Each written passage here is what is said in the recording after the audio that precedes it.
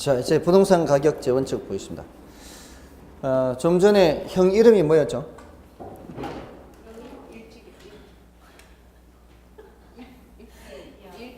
일지계죠, 일지계. 저 문을 나갈 필요도 없죠? 동생 이름 뭐예요? 효상유, 효용성, 상대적 효성 유효성 또는 유용성, 유상유 또는 효상유. 됐나요? 지금 쉬는 시간에 지금 복습을 안 했다는 얘기입니다. 지난번에 제가 그런 말씀을 드렸지 않았나요? 쉬는 시간에 그 10분이지만 5분 정도는 복습하시라고. 말씀드린 것 기억이 안 나십니까? 첫 시간에 안 들어오셨나 보다. 예. 아무튼 그 잠깐 5분 동안 복습하는 게 엄청난 이 효과를 주는 겁니다. 자, 이제 가격 재원칙을 보겠습니다. 이 제자는 모든이란 뜻입니다. 모든이란 뜻이 모든. 모두제란 뜻이 모두제. 모든 원칙이다 이 뜻이야. 가격 원칙의 모든 원칙이다. 이렇게. 일단 가격 원칙이 어떤 의미인지 좀 말씀을 드릴게요. 이 가격 원칙은 가격이 형성될 때 어떤 원칙에 따라 형성되느냐, 요걸 말하는 거예요. 어떤 원칙에 따라 형성되느냐. 그 원칙 또는 원리를 알면 평가를 제대로 할 수 있지 않을까. 그래서 요 원리들을 감정평가사들한테 제시를 하는 겁니다. 이 원리에 따라 평가를 해라.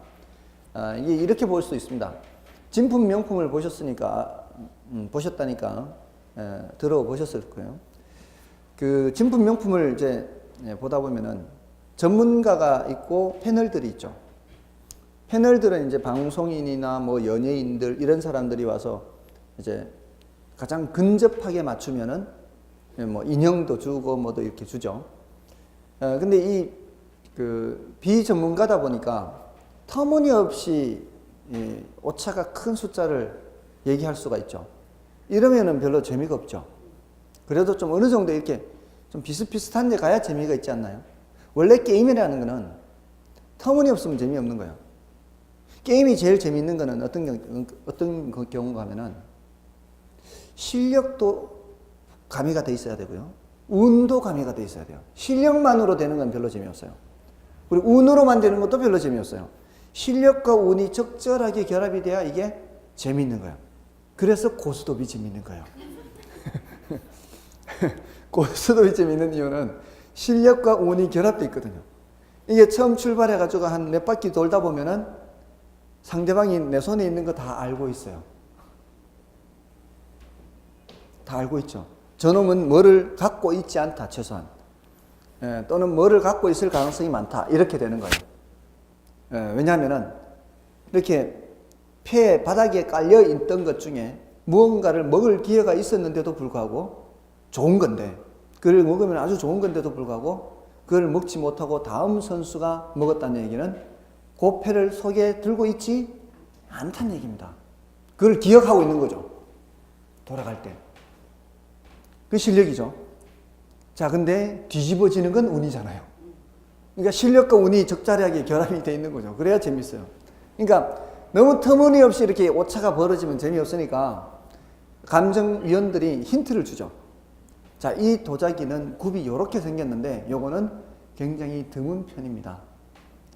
흔한 거에 비해서 가격이 한 2배 정도는 차이가 납니다. 뭐 이렇게 얘기한다거나 흠이 있고 없고의 차이는 이 정도의 차이가 납니다. 또 쌍으로 되어 있는 경우에 한쪽이 없는 경우에는 가치가 어느 정도 떨어지게 됩니다. 이런 이제 원리, 일종의 이게 뭐예요? 골동품의 가격 원리라고 볼 수 있어요. 자, 이런 골동품의 가격 원리를 패널들이 들으면 조금은 더 근접하게 가격을 써낼 수가 있겠죠. 그리고 만약에 이런 패널들이 그 전문가들을 계속 날이면 날마다 쫓아다니면서 기동량을 하고 이 원리들을 듣게 된다면 이 사람들이 결국은 어떻게 되겠어요? 이 사람들도 스스로 그런 골동품을 평가할 수 있지 않을까요? 맞죠? 자, 이게 골동품의 가격 원리를 알면은 평가를 잘할 수 있을 거란 얘기예요. 그럼 부동산 평가에서도 마찬가지죠. 부동산 가격이 이러한 원리에 따라 형성이 되니까 감정평가사들아, 너희들이 이 원리에 따라 평가하면 잘 평가할 수 있지 않냐. 이렇게 해서 감정평가사들한테 제시하는 지침이 바로 가격 원칙이에요. 그 원칙에 따라 평가하라 이 말이에요. 됐나요? 이제 뜻은 그거고요. 자, 그런 원칙이 굉장히 여러 가지가 있어요. 10서너 가지가 돼요. 근데 오늘 제가 강조해서 말씀을 드릴 원칙은 5가지만 말씀드릴 거예요. 그 5가지만 해도 지금까지 출제됐던 문제의 70%가 커버가 돼요. 괜찮은 방법이죠. 전부 다를 해서 100%를 하기보다는 10서너 가지에서 5가지 해가지고 70%를 커버할 수 있다면 그건 괜찮은 방법입니다. 자, 근데 그 이제 중심에 있는 이 원칙이 최유효 이용 원칙이에요. 자, 요거 말고 5가지를 말씀드릴 거예요. 요거는 이제 그 구조를 이해하는 데 필요하기 때문에 말씀을 드리는 거고요. 최유효 이용 원칙이라는 건 뭔가 하면은 부동산의 가치라고 하는 것은 최유효 이용 상태를 표준으로 해서 형성된다는 거예요. 최유효 이용 상태가 표준이 되고 기준이 된다고, 기준. 자, 그럼 뭔 소리냐면, 자, 아까 이 건부지를 다시 그려볼게요. 자, 이 건부지예요. 이게 철거비가 1,000만 원 발생하는 그런 건물이에요. 자, 낮이 상태의 가격은 1억이에요. 아까 건부지 가격이 얼마라고 그랬어요? 건부지 가격이 9천만 원이라고 그랬죠. 왜 9천만 원인 거야? 지금 철거비가 발생하게 되니까 1,000만 원을 빼는 거 아닌가요? 자, 그러면 이 1억은 최유효 이용 상태의 가격일까요? 그렇지 않을까요? 이 1억은 최유효 이용 상태의 가격일까요? 그렇지 않을까요? 최유효 이용 상태의 가격입니다. 아직 건물을 짓지는 않았지만 얘는 언제든지 최유효 이용을 할 수 있는 건물을 지을 수 있는 준비가 돼 있죠. 그래서 낮은 상태의 가격은 최유효 이용 상태의 가격입니다. 그러면은 얘는 최유효 이용 상태예요? 아니에요? 최유효 이용 상태가 아니죠. 그러니까 최유효 이용 상태보다 가치를 떨어뜨려야 되는 거죠. 됐나요? 그게 최유효 이용 원칙의 의미예요. 최유효 이용 원칙은 부동산의 가치는 최유효 이용을 기준으로 해서 감가를 할 일이 있으면 감가를 하고 이렇게 해야 되는 거예요. 최유효 이용 상태라면 그냥 그대로 평가하면 되겠지만 최유효 이용 상태가 아니라면 그런 식으로 작업을 더 해야 된단 말이에요. 됐나요? 자, 그러면은 그 부동산이 최유효 이용 상태인지 아닌지를 파악을 해야 되겠죠. 그래야 그걸 기준으로 해서 평가를 할 거니까. 그럼 최유효 이용인지 아닌지를 파악하는 방법은 부동산의 내부를 보는 방법이 있고 부동산 외부를 보는 방법이 있어요. 둘 다 가능해요. 자, 예를 들어 달동네에 고급 빌라를 지었어요. 그럴 놈은 없겠지만 달동네에 고급 빌라를 지었다면 이 고급 빌라가 고급 주택가에 지어진 경우라면 최유효 이용이 되겠지만 그때라면은 그 짓는데 들어간 비용만큼의 가치를 받을 수 있겠죠. 근데 이게 달동네에다가 고급 빌라를 지었으면 거기에 들어간 비용만큼의 가치를 얻을 수가 없죠. 그 뭐예요? 감가가 돼야 되겠죠. 그때는 최유효 이용이 아니니까. 자, 요거는 부동산의 내부에 문제가 있는 거예요. 부동산과 그 외부 상태가 문제가 되는 거예요. 외부와 문제가 되는 거죠. 이 외부와 관련해서 얘는 최유효 이용이 아니란 말이에요. 외부와 관련해서. 됐나요? 그러니까 부동산이 최유효 이용이 되려면 유용성이 최고로 발휘되기 위해서는 이 말이에요. 유용성이 최고로 발휘되기 위해서는 그 인근 환경에 적합해야 되겠죠. 그렇지 않으면 최유효 이용이 아니라고요. 그래서 그런 경우라면은 최유효 이용 상태보다 가치가 떨어지죠. 이렇게 해서 가치가 떨어지는 것을 경제적 감가라 그래요. 경제적 감가. 자, 감가에 물리적 감가는 뭘 말하는가 하면은 파손된 거요. 깨진 거, 고장난 거, 이런 거는 물리적 감가를 해요. 이런 것들은 뭐 교체하거나 해야 되죠. 그만큼의 가치는 하락하는 거예요. 그 다음에 기능적 감가라는 게 있어요. 기능적 감가는 물리적으로 낡은 것은 아니지만 제 기능을 다 못해서 가치가 하락하는 것을 기능적 감가라고 해요. 예를 들어서 이 가스가 들어가는 곳에 기름 보일러 같은 거예요. 가스가 들어가는 동네, 도시가스가 들어가는 동네에 기름 보일러를 설치했다면은 아무리 그 기름 보일러가 새 것이라 할지라도 그 들어간 돈만큼의 가치는 안 나가겠죠. 기름 보일러를 뭐 예를 들어 100만 원 들여 설치했지만 100만 원의 가치는 안 나갈 거란 말이에요. 그는 물리적으로는 낡은 것이 없다 할지라도 이 말이에요. 가치는 하락해요. 이 무슨 감가? 기능적 감가요. 자, 그러면 경제적 감가는 물리적으로 문제가 생겼어요, 안 생겼어요? 안 생겼어요. 기능적으로 이상이 있어요, 없어요? 없어요. 그럼에도 불구하고 경제적 가치는 떨어졌죠. 그 경제적 가치가 떨어졌다는 점에서 그냥 경제적 감가예요. 됐나요? 자, 이런 경제적 감가는 설명 들으세요, 설명. 경제적 감가는 부동산의 외부 요인에 의해서 발생하는 것은 모두 다 경제적 감가라 그래요. 자, 멀쩡한 동네요. 멀쩡한 동네. 달동네 고급 빌라도 아니에요. 그냥 멀쩡한 동네인데 옆에 쓰레기 소각장이 생겼어요. 그럼 그 지역 부동산 가격이 떨어지겠죠? 물리적으로 이상이 생겼어요? 기능적으로 문제가 있나요? 그 무슨 감가? 경제적 감가라고. 외부 요인에 의한 감가. 됐나요? 자, 그렇게 생각하시면, 자, 이게 방금은 제가 최유효 이용과 관련된 내부 요인과 외부 이렇게 말씀드렸는데, 방금은 외부 요인과 관련된 걸 말씀드렸어요. 외부. 내부도 있단 말이에요. 내부도. 지금 이게 외부와 관련해서 방금 말씀드린 게 적합의 원칙이라는 거예요. 이 적합의 원칙은 부동산의 유용성이 최고로 발휘되기 위해서는 인근 환경에 어떻게 된다? 인근 환경에 적합해야 적합. 인근 환경에 적합하지 않으면 어떻게 된다고요? 무슨 감가? 경제적 감가가 발생하게 된다는 겁니다. 됐나요? 자, 다음에 하나는 이제 내부 관련 원칙에서 균형의 원칙이라는 게 있어요. 균형 원칙. 이 균형의 원칙은 부동산의 유용성이 최고로 발휘되기 위해서는 최유효 이용이 되기 위해서는 이 말이야. 내부 구성 요소 간 균형이 달성돼야 돼요. 내부 구성 요소 간 균형이 달성돼야 돼요. 자, 이 균형의 원칙하고 적합의 원칙은 오늘 이 5개 말씀드린 것 중에 특히 더 중요한 거예요. 이게 뭔 소린가 하면, 제가 3년 전에 다녔던 학원이에요. 거기는 늘 제가 아주 공부의 소재로 얘기하기 아주 좋은 학원인데, 한 층이 한 300평 되는 건물이고, 7층까지 있어요.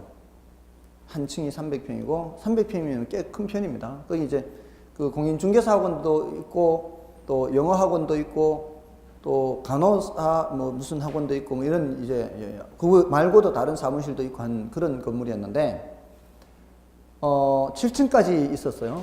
300평이고 7층까지. 근데 엘리베이터가 한 대밖에 없어요. 엘리베이터가 한 대밖에 없으니까 그 학원은 5층에 있었는데, 저는 늘 걸어 다녀요. 기다리는 게 속 터집니다. 만약에 그렇다면, 자, 옆에 다른 이제 건물들도 있고 이런단 말이에요. 그럼 여기에 새로 이제 빈 이제 방이 하나 나왔어요. 새가 하나 나왔으면은 그 새를 알아보러 다니는 사람들도 여기저기 볼 거 아니에요. 그럼 엘리베이터나 이런 거 손님들이 오는, 고객이 오는 그 불편함 이런 걸 봐야 될 거 아니에요. 그런 데는 잘 얻지 않지 않겠습니까? 네, 장사가 잘 안 될 거니까 불편하니까. 기왕이면 조금 더 편한 데가 낫겠죠. 이 건물 규모에 비해서 이게 불편한 거죠. 균형이 안 맞죠. 건물 규모에 비해서 엘리베이터가 너무 용량이 작아요. 그러면은 그 제대로 된 그 건물 전체 투입된 비용만큼의 가치는 안 나간다고 봐야 되겠죠. 그럴 때도 감가가 발생하는 거거든요. 최유효이용이에요? 최유효이용이 아니에요? 최유효이용이 아니란 말이에요. 그는 내부 상태가 안 맞는 거예요. 균형이 안 맞는 거예요. 자, 요거는 지금 모자라는 거죠. 이제 모자라는 것도 균형이 안 맞지만 남는 것도 균형이 안 맞는 거예요. 그 당시에 제가 다녔던 학원 중에 그 학원은 10층 정도예요. 근데 연면적은 비슷해요. 한 층 면적은 한 200평 정도. 근데 이제 10층이에요. 그러니까 2,000평, 연면적 한 2,000평 정도.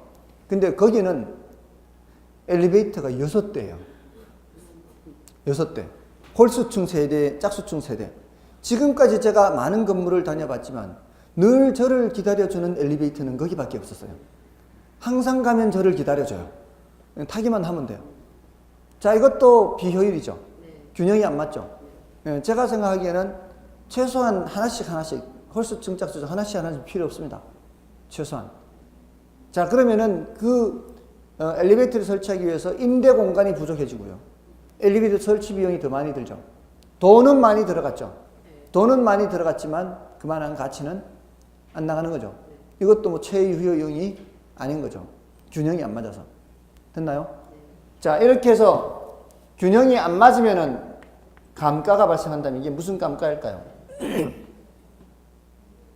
경제적 감가는 아니고 아까 뭐 더 했었어요?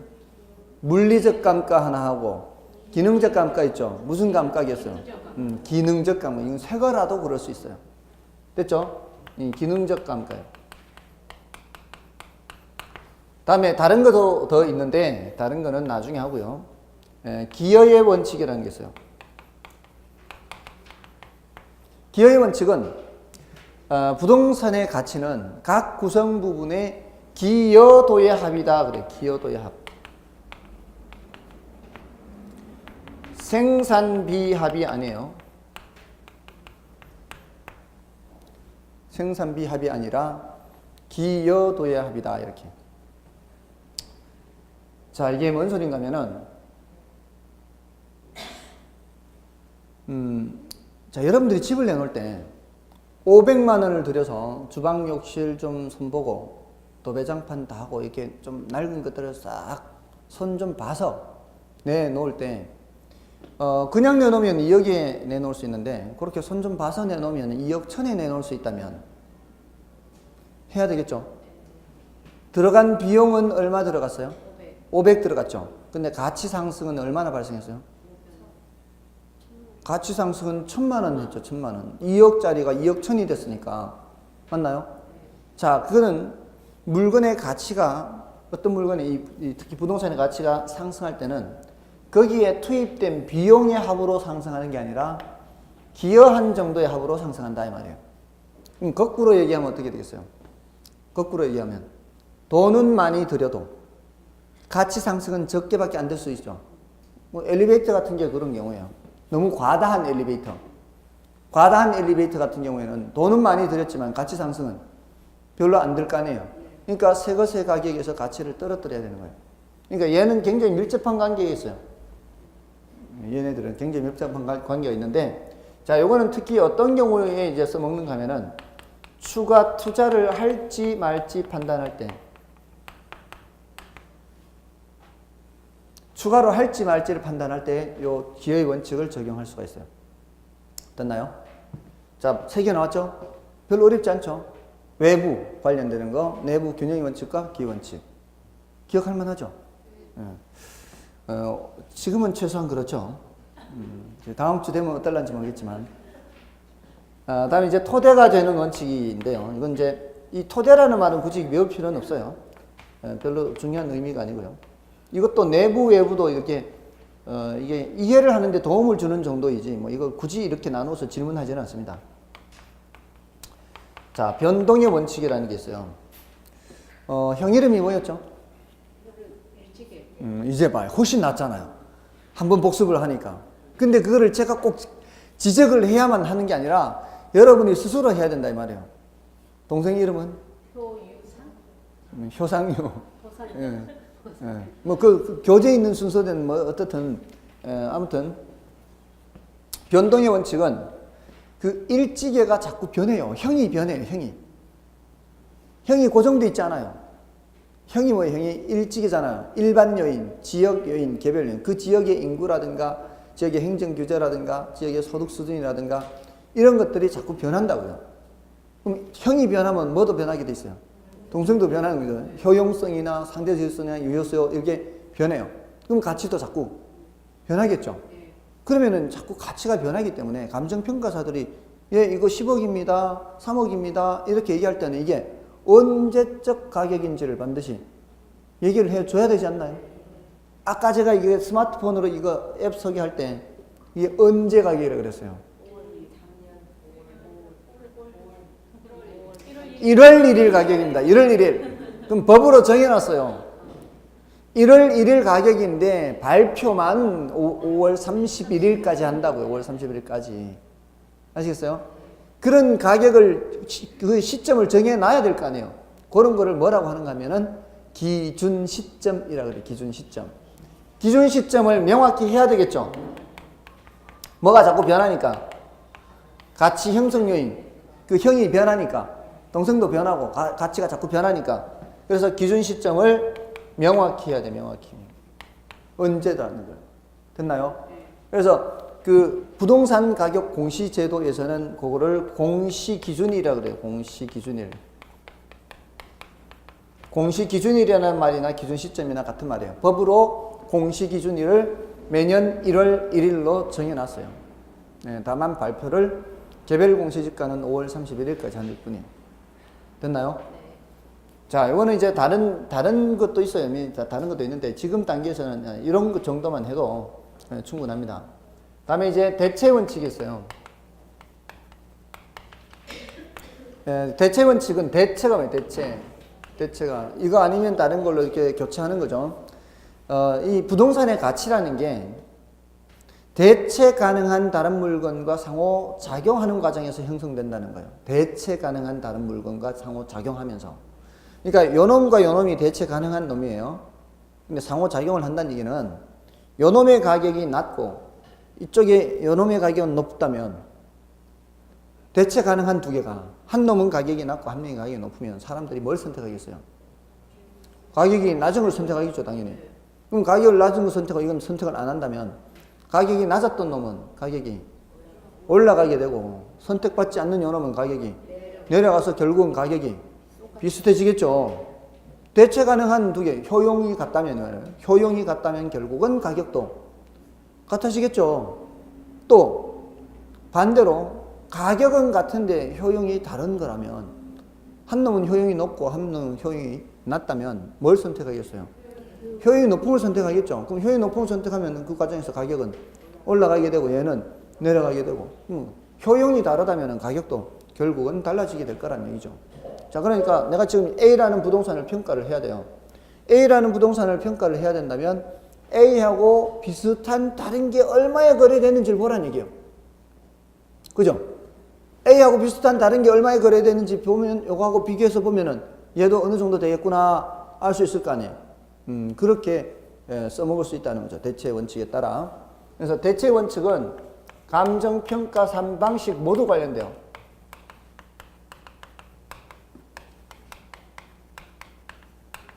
감정평가를 할 때는 자료를 구해야 될 거 아니에요. 그 자료가 대상 부동산하고 내가 평가해야 되는 물건하고 대체 가능한 다른 물건의 자료라야 될 거 아니에요. 그러지 않습니까? 그래서 대체 원칙이죠. 대체 가능한 다른 자료를 구해야 돼요. 대체 가능한 다른 자료. 됐습니까? 특히 얘는 특히 비교 방식과 관계 있어요. 비교 방식. 이 비교 방식은 간접법이기 때문에 그래요. 특히 얘는 간접법이라는 것은 사례 자료를 활용하는 방법이다 이 말이에요. 특히 이 비교 방식은. 자, 그래서 다섯 가지. 최유효 이용인지 아닌지 보는 내부 관련 원칙, 외부 관련 원칙, 뭐 토대 관련 원칙, 기타 원칙이에요. 그런 기타. 그래서 특히 균형의 원칙과 적합의 원칙이 더 중요하고요. 그다음에 기여의 원칙, 변동의 원칙. 형이 자꾸 변해요. 그다음에 대체 원칙. 5가지는 특히 더 잘 알아두셔야 된다고요. 됐습니까? 감정평가 3방식은 이제 해요. 이제 해요. 감정평가를 할 때 3가지 방식으로 평가를 하게 돼요. 원가 방식, 비교 방식, 수익 방식 요 3가지인데 요거는 지역 분석, 개별 분석을 하고 이제 마지막으로 설명드릴 거예요. 제가 지금 그걸 안 써드려서 지금 조금 헷갈릴 수도 있겠습니다. 지금 하는 게 간평 기초에 해당하는 걸 하고 있고요. 지난주에 간평 분류를 했죠.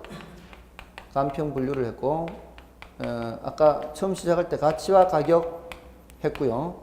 그다음에 지금 가격제 원칙하고 있고요. 그다음에 지역 분석과 개별 분석을 이제 설명을 드릴 거고요. 여기 이제 기초에 해당하는 거예요. 여기 한 두 문제에서 세 문제고요. 여기 끝나면 이제 감정평가 3방식을 해요. 물건을 평가하는 세 가지 방식이에요. 여기 이제 원가 방식, 비교 방식, 수익 방식 하는데 그 비교 방식이 나오는 겁니다. 그래서 오늘은 여기까지 좀 말씀을 드리고요. 나머지 내용이 더 있긴 한데 그거는 나중에 말씀을 드릴 거예요. 아무튼 이 5가지 이제 원칙을 좀 기억을 하시고요. 우리 교재 125쪽, 126쪽에 걸쳐서 있죠. 됐나요? 125쪽, 126쪽에 걸쳐서 있습니다. 그 중에 5개만 이렇게 기억을 하시면 돼요. 우리 교재에서는 변동의 원칙, 적합의 원칙.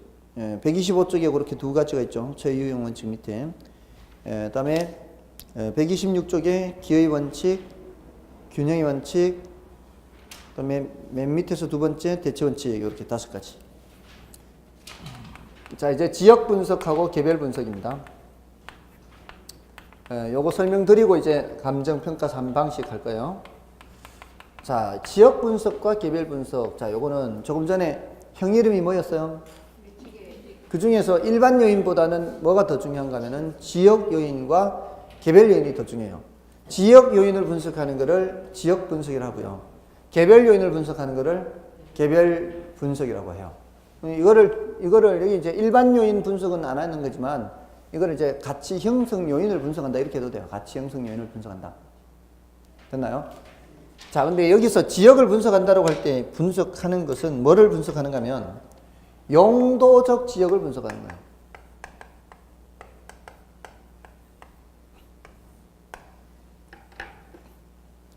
용도적 지역을 분석합니다. 용도적 지역. 이게 뭔 소린가 하면 우리 용도를 얘기하는 거예요. 용도. 이 공법에서도 용도 하잖아요. 공법에서도 용도 해서 용도 지역에서 도관, 농자, 주상공록 하잖아요. 근데 이제 여기서 말하는 것은 공법상 용도적 지역을 말하는 게 아니고요. 실제 용도 지역을 따지는 거예요. 그 용도가 주로 뭐겠어요? 주로 주거지역이냐, 상업적이냐, 공업적이냐, 농업적이냐, 이런 식이에요, 대체로. 농림, 이렇게 가면 되겠죠. 자, 그러니까 그 용도적 지역인데, 이 공법에서처럼 그렇게 세분되는 건 아니죠. 그렇지만, 표현이 조금은 이제, 세분되기도 해요. 이런 식으로. 단독주택 위주의 주거지역이다. 이런 식으로 있을 수는 있어요. 저층 점포 위주의 상업지역이다. 이런 식으로 얘기는 할 수 있어요. 됐나요? 자, 근데 공법상 용도 지역하고요. 실제 용도 지역이 거의 대부분은 비슷하겠죠? 일치하겠죠? 왜냐하면은 정부에서 그렇게 규제를 하고 있으니까 여기 저층 위주의 주거지역, 아파트 단독주택 위주의 주거지역, 공동주택 위주의 주거지역, 이런 식으로 할 수 있잖아요. 그게 이제 전용 주거지역이냐, 또 일반 주거지역 이렇게 나누지만, 자, 우리 개론에서는, 이 감정평가에서는 그런 식으로 나누는 건 아니지만, 1종, 2종 이렇게 나누는 건 아니지만, 그래도 아파트 위주의 주거지역이다. 또는 빌라 위주의 주거지역이다. 이런 식으로는 판단할 수 있단 말이에요. 자, 그러면은 공법상 용도지역하고 큰 차이가 없다면 굳이 그거를 또 따질 필요가 있냐 싶잖아요. 근데 반드시 일치하는 것은 아니기 때문에 그래요. 왜냐하면 여러분들 준주거지역 배우셨죠? 준주거지역은 짬뽕 돼 있는 지역이죠. 뭐하고 뭐가? 기숙사, 노인복지. 굉장히 구체적으로 나옵니다. 준주거지역이면은 주거용과 크게 주거용과 뭐하고? 상업용. 여기에 짬뽕 돼 있는 곳이죠. 준공업지역은? 공업지역. 준공업이니까 공업과 뭐하고? 주거입니다. 주거. 어떤 주거예요. 그러니까 공업용과 주거용이 결합되어 있는 것이 준공업지역이잖아요. 그러니까 그 공법상 용도지역으로는 준주거지역이지만 감정평가사가 가서 봤더니만 오히려 상업용이 더 많을 수 있다는 거죠. 실제 용도는. 왜? 사회가 자꾸 변하니까. 사회가 자꾸 변하니까. 이게 원래는 준주거지역이어서 주거용이 좀 더 많았고 했는데 이제 점포들이 자꾸 하나씩 더 늘어나면서 점포도 지을 수 있으니까 준주거지역에. 나중 되면은 오히려 점포가 더 많아질 수도 있잖아요. 네, 그러니까 침입과 계승 그때 그런 표현 안 했었나요? 침입, 계승? 어떤 용도가 침입하고 다른 용도로 완전히 바뀌어버리는 이런 식으로 그렇게 되어버릴 수가 있기 때문에 실제 그 지역이 어떤 지역인지는 따져봐야 될 거 아니에요. 그래서 지역 분석을 하는 거예요. 그 지역이 어떤 용도적 지역을 갖고 있는지. 됐나요? 네. 자, 근데 그걸 판단을 하는 거를 뭐를 판단한다라고 하는가 하면은 표준적 이용을 판단한다 그래요. 표준적 이용. 자, 이 표준적 이용이 단어가 이렇게 어려워서 그렇지 이게 다른 게 아니고 그 지역에 눈 감고 뽑았을 때 제일 많이 뽑히는 게 단독주택이더라. 그럼 단독주택이 뭐예요? 그 지역의 표준적 이용이고 눈 감고 뽑았더니 제일 많이 뽑히는 게 저층 점포더라. 그럼 뭐예요? 저층 점포 위주의 상업지역 이렇게 평가를 해요. 그러니까 이 저층 점포가 표준적 이용이 되는 거죠. 됐나요? 그걸 보는 게 지역 분석이에요. 됐나요? 이해되셨죠? 자, 그러면 이 지역이 있죠. 내가 이 물건을 평가를 해야 되는데 요 물건을 포함한 일정한 범위의 지역, 요걸 인근 지역이라 하거든요. 자, 이 지역의 표준적 이용을 판정을 해야 돼요. 이게 단독주택 위주의 주거지역인지 저층 점포 위주의 상업지역인지 판단을 하는 게 표준적 이용 판단한 거고, 그 다음에 요 부동산을 분석하는 게 개별 분석이에요. 요 부동산. 요 지역을 분석하는 거잖아, 이제. 요거는. 요 개별 부동산을 분석하는 게 개별 분석인데, 여기서는 뭐를 분석해야 되는가 하면은 최유효 이용을 분석해야 돼요. 최유효 이용을. 그 개별 부동산의 최유효 이용을 분석해야 돼요. 이 부동산이 어떤 용도로 사용되는 게 제일 좋을까? 이거 보는 거예요. 왜 그럴까요? 우리는 최유효 이용 상태를 알아야, 그게 최유효 이용이라면 평가를 그대로 하면 되겠지만, 최유효 이용 상태로 하면 되겠지만, 최유효 이용이 아니라면 가치를 떨어야 될 거 아니에요. 그러니까 최유효 이용 상태가 어떤 상태인지를 알아야 될 거 아니에요. 됐나요? 자, 그런데 단독주택 위주의 주거지역이라면 어떤 부동산을 집었을 때 그 부동산이 단독주택으로 이용되는 게 최유효 이용일 가능성이 제일 높지 않나요? 그러면은 표준적 이용과 최유효 이용은 대체로는 다 같아요. 대체로는. 그러니까 그 지역이 단독주택 지역이 된 거 아니에요. 근데 왜 분석할까요? 반드시 같지는 않기 때문에 또. 왜냐면은 단독주택 지역에 점포 없던가요? 있죠. 단독주택 지역에 점포 있는 이유가 뭐겠습니까? 그 점포는 점포로 이용하는 것이 오히려 더 가치가 높으니까 그렇게 한 거 아닐까요? 맞잖아요. 그러니까 상가주택이라든가 그런 다른 어떤 그 표준적 이용과는 다른 모습이 나오는 것은 그게 굳이 사람들이 이용을 못해서가 아니라 그렇게 이용하는 것이 그 부동산의 경우에는 가장 잘 이용한 수익이 가장 높으니까 그런 거 아니겠어요? 그러니까 대체로는 일치하지만 반드시는 아니기 때문에 그 부동산의 최유효용을 또 분석을 해야 되는 거죠. 됐나요? 자, 그러면서 이 지역을 분석할 때는 싸게는 얼마에서부터 비싸게는 얼마까지 이런 정도의 가격대가 형성되고 있습니다. 이런 분석을 하는데 이걸 가격 수준을 분석한다 그래요. 싸게는 얼마부터 비싸게는 얼마까지 평균적으로 어느 정도 가격대입니다. 이렇게. 그러면 이 개별 분석, 개별 부동산을 볼 때는 가격 수준을 보는 게 아니라 구체적인 가격을 봐야 되겠죠. 개별 부동산을 볼 때는. 됐나요? 자, 그럼 뭐를 먼저 하고 뭐를 나중에 해야 돼요? 이걸 먼저 하고 이걸 나중에 해야 되겠죠. 제가 이번에 시험 치기 전에 지역 분석, 개별 분석은 최근 몇 년간 출제가 안 됐습니다. 여기서 출제되면 쉽게 출제됩니다. 이 정도는 해두세요. 했는데 이렇게 출제가 됐어요. 개별 분석은 선행 분석이고 지역 분석은 후행 분석이다. 이렇게 틀린 지문으로 냈다고. 이게 딱 우리 수준에 맞는 문제예요. 이런 문제를 안 틀리면 합격이에요. 어려운 문제를 맞추는 게 아니라 이런 문제 틀리지 말아야 돼요. 또는 이렇게도 물을 수 있겠죠. 지역 분석에서 최유효 이용 판정하고 개별 분석에서 표준적 이용 판정한다. 이러면 틀리는 거예요. 됐죠? 또 굳이 이제 앞에 공부했던 이제 가격 원칙과 이 짝을 짓는다면 적합의 원칙이 여기하고 연결이 돼요.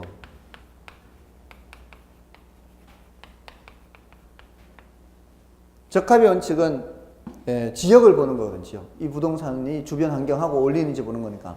여기 보세요. 근데 개별 분석은 균형의 원칙이에요. 개별 부동산을 보는 거죠. 개별 부동산을 보는 거니까 이게 지금 전체적으로 뭐 내장이나 외장이나 또는 설비라든가 이런 게 균형이 맞냐 안 맞냐 이런 거 보는 거죠. 그러니까 이거는 기능적 감가와 관련되고 이거는 경제적 감가와 관련된다. 이렇게 연결이 돼요. 자, 이렇게 비교하는 게 한 반 정도 출제가 됐어요. 지금까지. 이렇게 비교하는 게. 여기 비교하는 게 이제 넘어가시면 128쪽에 표로도 돼 있죠. 이렇게 비교하는 거 별로 어렵지 않죠. 근데 원래 출제가 돼서 내년에는 출제 가능성이 약간은 이제 낮은데 이게 연속으로 출제된 적도 있습니다. 연속으로 출제된 적도 있으니까 이게 그렇게 중요도가 낮은 단원이 아니에요. 그러니까 이 단원은 어렵지 않은 단위. 감정평가론 중에서도 점수를 따는 단원이에요. 그러니까 이 감정평가가 어렵다고 해서 제 말을 완전히 무시하고 이거 공부 안 한 사람들은 이런 것도 쉬운 것도 못 맞추는 거죠. 쉬운 거는 해야 되는 거예요. 다음에 지역 분석의 대상에 대해서 좀 묻기도 했습니다. 지역 분석의 대상. 자, 지역 분석의 대상 하면은 그 127쪽에 괄호 1, 2, 3 돼 있죠. 자, 그 이제 인근 지역이 있고요. 유사 지역이 있고요. 동일 수급권이 있습니다.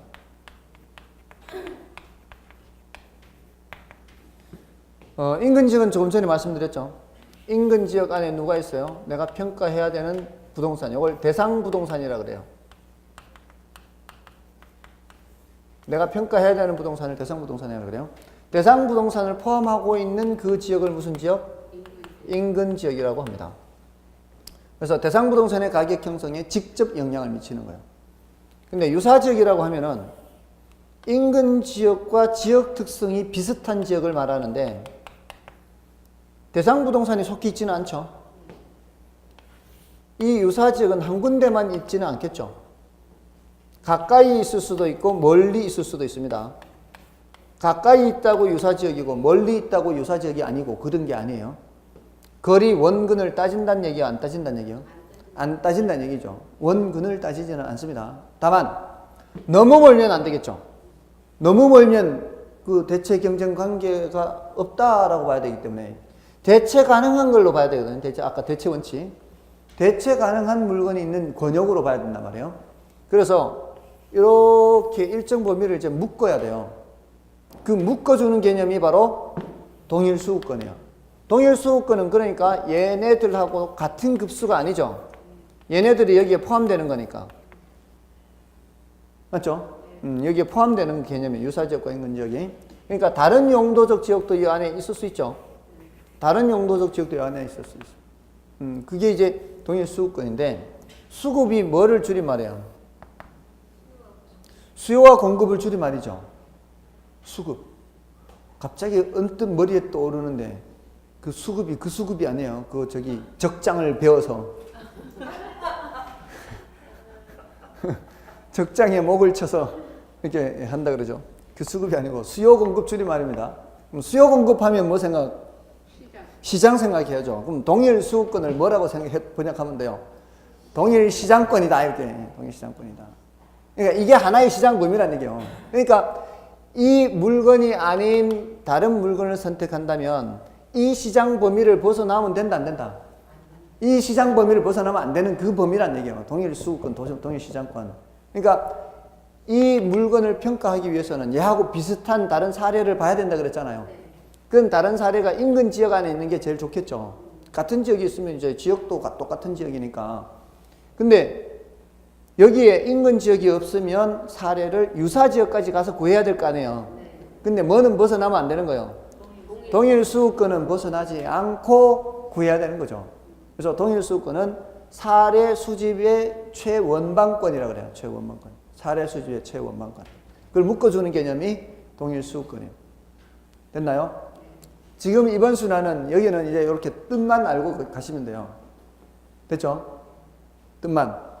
자, 이렇게 하면은 이제 앞부분이 끝난 거예요. 감정평가 분류 지난주에 했고요. 그 다음에 가치 가격 구분하는 거 했죠? 가치는 추상적, 가격은 구체적, 주관적, 객관적, 이렇게. 가치는 플러스 마이너스 오차, 가격 플러스 오차 날 수 있고, 단기적으로는 오차가 있을지라도 장기적으로는 일치하게 된다. 그 다음에 가격 재원칙에서는 최유효 이용 원칙을 기준으로 해서 내부 관련 원칙, 외부 관련 원칙, 외부 관련 원칙에 적합의 원칙이죠. 적합의 원칙 하면 뭐 생각하면 되는가 하면 달동네 고급 빌라 생각하면 돼. 달동네 고급 빌라. 그죠? 이거는요. 균형의 원칙은